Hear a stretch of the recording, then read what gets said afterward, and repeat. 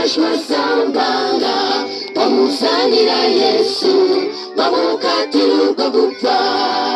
Mariya nawe ubwe yarazi ko biragiye, naho burya uwo munsi wari uwagukira kwe.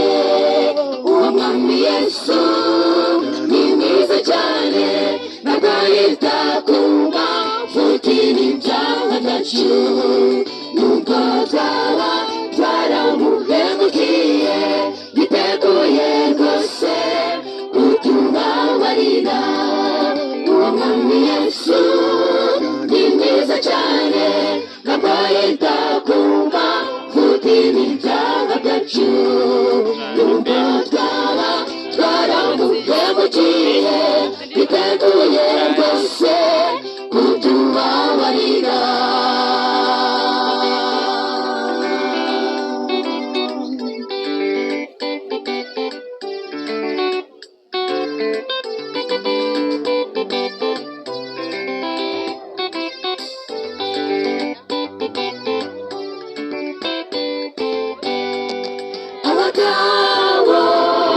Abagabo benshi bashoreye Mariya imbere ya Yesu, maze Yesu arabitegereza arababwira ati utarakora icyaha abari ubanza kumutera ibuye, maze abo bagabo bagenda umwe ku wundi.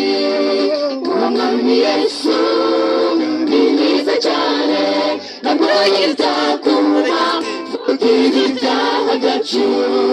Nubwo twaba twaramuhemukiye, yiteguye rwose kutubabarira. Uwo mwami Yesu ni mwiza cyane, ntabwo yita ku mafuti n'ibyaha byacu. Nubwo twaba twaramuhemukiye, yiteguye rwose kutubabarira.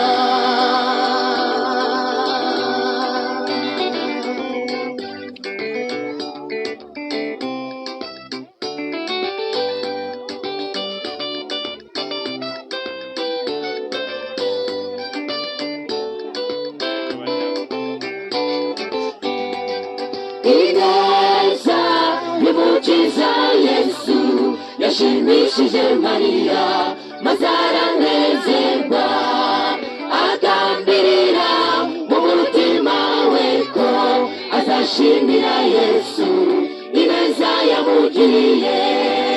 Igihe kigeze Mariya azana amavuta, maze ayasuka ku birenge bya Yesu. Uwo mwami Yesu ni mwiza cyane, ntabwo yita ku mafuti n'ibyaha byacu.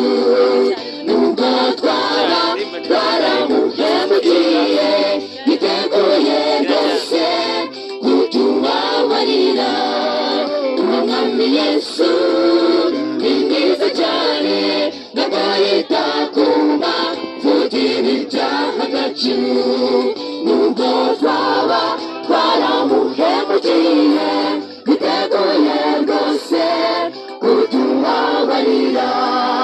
Nubwo twaba twaramuhemukiye, yiteguye rwose kutubabarira. Nubwo twaba